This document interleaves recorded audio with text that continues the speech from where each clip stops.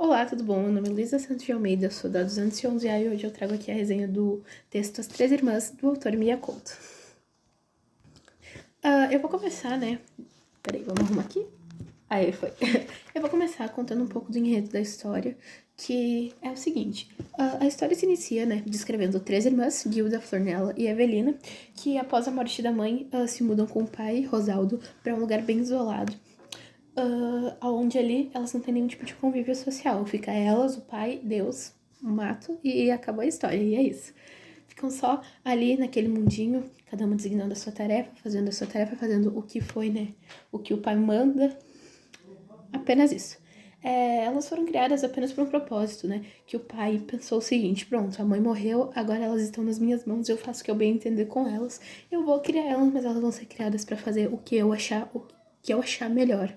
Se eu mandar elas, sei lá, caminharem 5 km, elas vão caminhar 5 km, porque quem manda nessa merda sou eu. Perdão, palavreado. Então, né, elas foram criadas exatamente para isso, para suprir as necessidades do pai, para fazer tudo ali o que o pai quisesse, né? Certos dias estava passando por ali pelas terras para dar uma volta, assim, conhecer as casas, um moço muito elegante, muito formoso, bem vestido, bem bonito, né? E foi visitar a casa. As três irmãs, claro, elas não tinham convívio social com ninguém. Quando elas viram aquele homem, nossa, elas ficaram encantadas, até porque, nossa, o homem era bonitaço, né? Ele era lindo. Então elas foram se produzir, elas se pentearam, tomaram banho, se perfumaram, botaram seus melhores vestidos, os mais bonitos vestidos.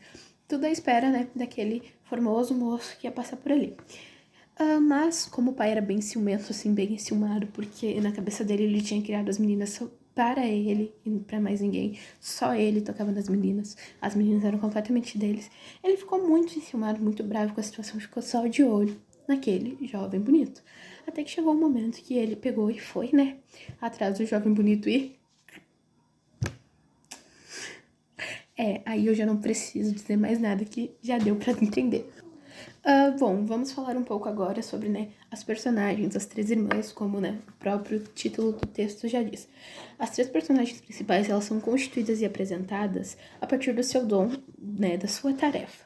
Tudo o que acontece ali a elas está relacionado a isso, ao seu dom, né, relacionado ou comparado a isso, ao seu dom, a sua tarefa. No entanto, se a gente reparar bem, a gente, né, ler bem o texto, a gente percebe que elas não parecem estar nem um pouco felizes com o que elas estão fazendo. Elas não gostam, aquilo pra elas é tipo uma maldição, entendeu? O que, né, pra nós seria um dom, vamos assim dizer, pra elas ali no texto tá descrito como maldição, tá descrito como algo ruim, tá descrito como algo que elas particularmente não gostam de fazer.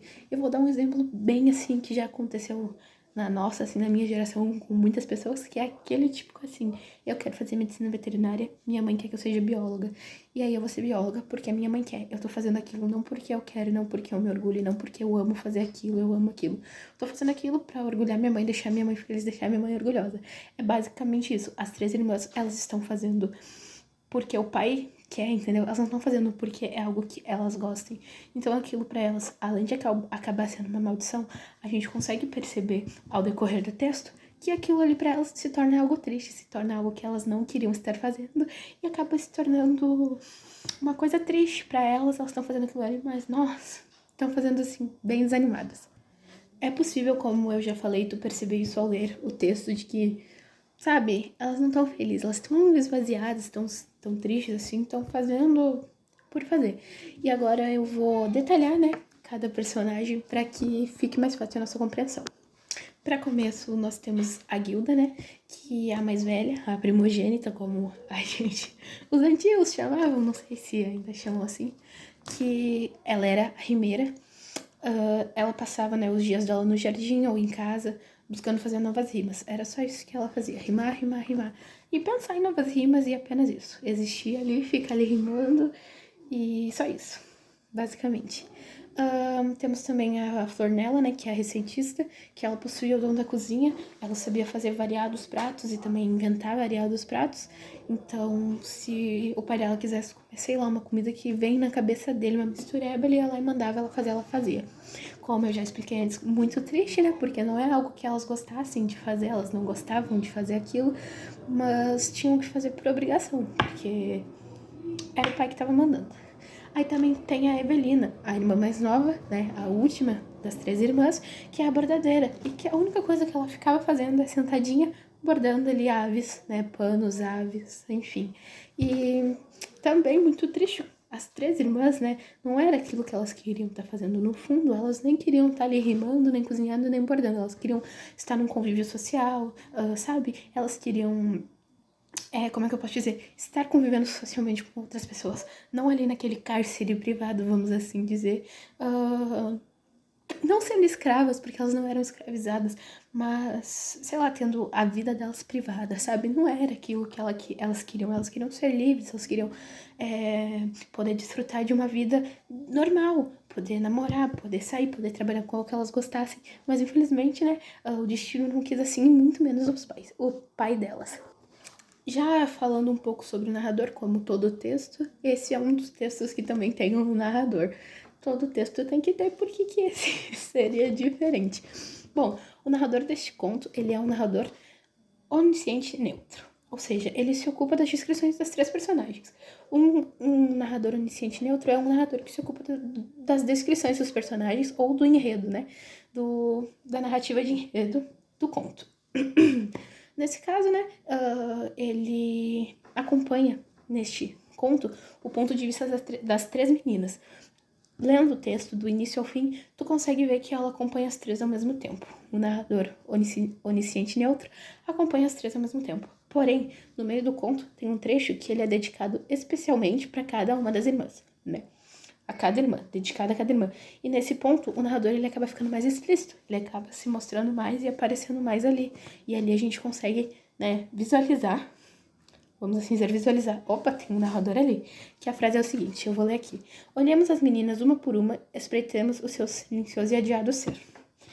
Ali quer dizer o quê? Que o narrador ele tá olhando as meninas, né?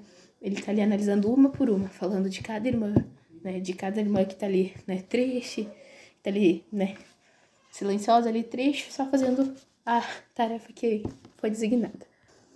Agora vamos falar um pouquinho sobre o autor, né, o Mia Couto, também chamado, né, que o nome dele na realidade é Antônio Emílio Leite Couto. Ele é um escritor moçambicano que nasceu dia 5 de julho de 1995 na cidade de Beira, né, cidade moçambicana. Seu país de origem é Moçambique. Ele já foi jornalista durante 10 anos, porém ele decidiu fazer faculdade de biologia e acabou se tornando professor universitário. Profissão que hoje em dia ele, né, ele divide aí com a profissão, de escritor. Ele é escritor, ele é professor universitário. Com 14 anos, o autor, ele publicou seus primeiros poemas no Jornal de Notícias da Beira, né, que é a cidade moçambicana. E em 1991, ele deixou essa cidade e foi para a capital Lourenço Marques, que hoje lá ela é conhecida como Maputo. Ele ingressou no curso de medicina, mas depois de 3 anos ele abandonou a faculdade. A partir de 1974, ele decidiu se dedicar ao jornalismo. Ele trabalhou na Tribuna, foi diretor de revista entre 1979 e 1971. E trabalhou no Jornal Notícias até 1975, por ali. Em 1983, ele publicou seu primeiro livro de poesias, que é chamado de Raízes de Orvalho. E em 1985 também ele abandonou a carreira de jornalista e ingressou no curso de Biologia da Universidade de Eduardo Mondlane, com especialidade em Ecologia. Também ele publicou em 1992 um livro chamado Terra Sonâmbula, que foi seu primeiro romance, que foi escrito em prosa poética, onde ele compõe uma bela fábula passada, né, na Moçambique pós-independência, uma vez que esteve mergulhado na devastadora guerra civil que se estendeu por 10 anos, por aí.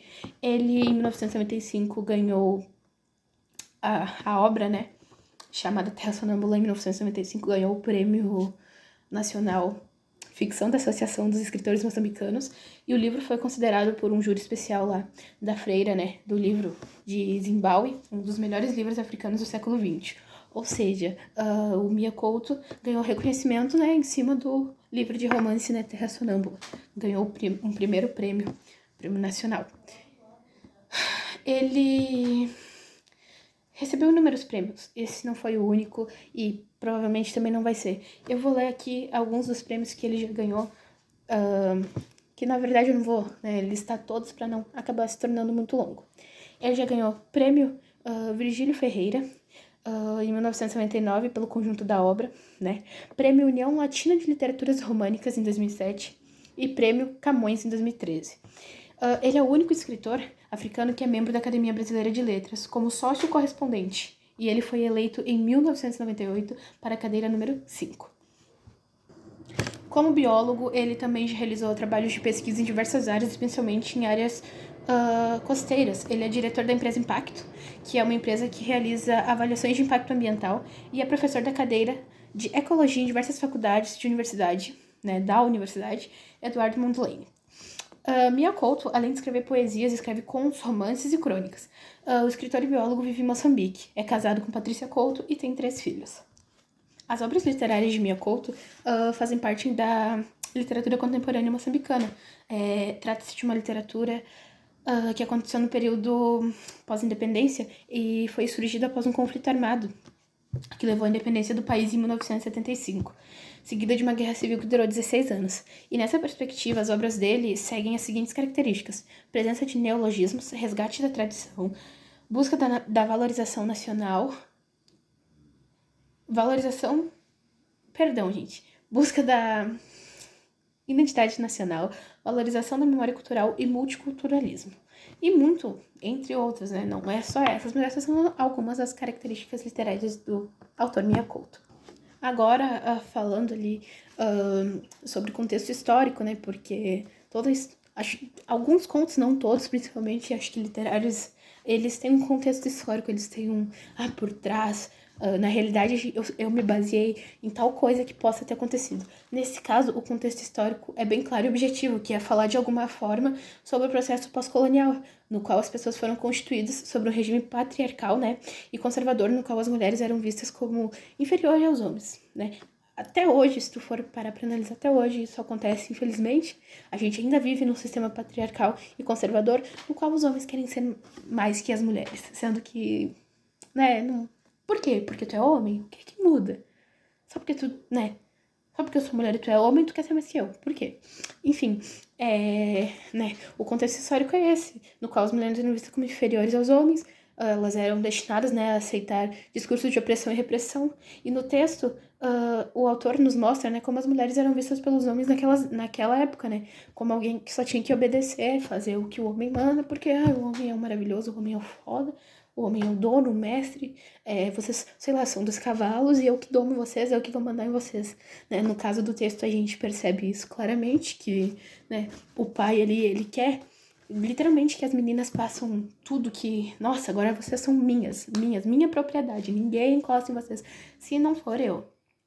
E se formos parar pra pensar em alguns casos assim que a gente já viu, né, nos jornais, de o homem matar a mulher porque a mulher, não era submissa a mim, acontece até hoje. E isso vem, de anos, de geração em geração, que foi passando esse pensamento patriarcal, de um regime patriarcal conservador que ocorreu muito, muito, muito, muito tempo atrás. Pessoalmente, assim, eu achei esse texto incrível. Eu li assim, milhares de vezes para poder trazer essa resenha, para poder, né, ter o que falar nesse vídeo. Então, assim, eu achei, no meu ver, um texto incrível, de verdade, um texto incrível, que mostra o que provavelmente muitas mulheres de anos atrás passaram, tanto escravas, quanto isso, de, sei lá, perder a mãe e o pai querer domar, o pai querer, né, como é que eu posso dizer... Sei lá, como se as filhas, como no texto mostra, como se as filhas fossem bichos ali e o pai falasse, bem, senta, as filhas tinham que sentar porque ele era o homem, sabe? Então, tipo assim, o que eu mais gostei foi, né, esse fato, assim, de retratar de alguma forma o que algumas mulheres, né, das antigas passaram e, né, gostei também que no final elas puderam, né, ser livres, de alguma forma. Enfim, essa é a minha resenha. Eu espero de coração que a Sora que esteja assistindo aí tenha gostado. Eu fiz com muito, né, muito amor, muita pesquisa. Me pesquisei assim o máximo que eu consegui, decorei o máximo que eu consegui. Espero, né, que fique bom. E é isso. Tchau!